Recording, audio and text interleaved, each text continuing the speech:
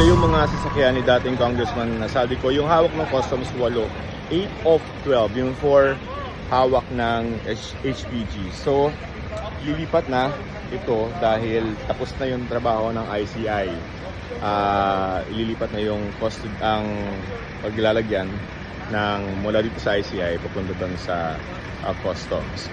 Ngayon, inahabol pa rin itong si dating Congressman Ko yung mga luxury vehicle na to. May litigation sa Customs pero pag napatunayan na may problema sa papel, importation, mga ganon, ang mga sasakyang ito ay pwede siyang i-auction sa publiko katulad nung ginawa dun sa mga luxury vehicles na mag-asawang Vizcaya. So lahat ba ng mga Rolls Royce may ganyan? Meron din siyang payo.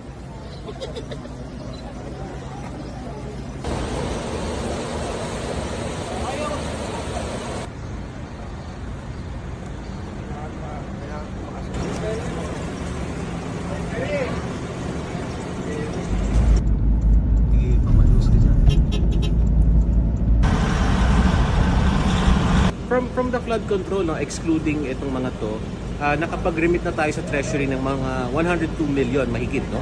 Okay. Remember, merong instruction si Commissioner Ariel na for as long as it is related to flood control, 100% of the proceeds sa auction will be remitted pabalik sa ating treasury. Okay. So doon sa ating natitira, we still have 4 remaining vehicles na sa mga Diskaya.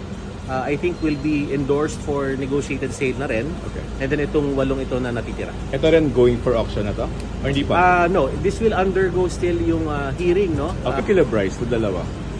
Yung kina Bryce, as far as the Bureau of Customs is concerned, we check the papers, okay naman, no? So, I think being part of the TWG, baka pumasok ito either sa jurisdiction na ng Ombudsman Okay. or perhaps with the BIR, no? Depending on if there will be findings on tax efficiencies.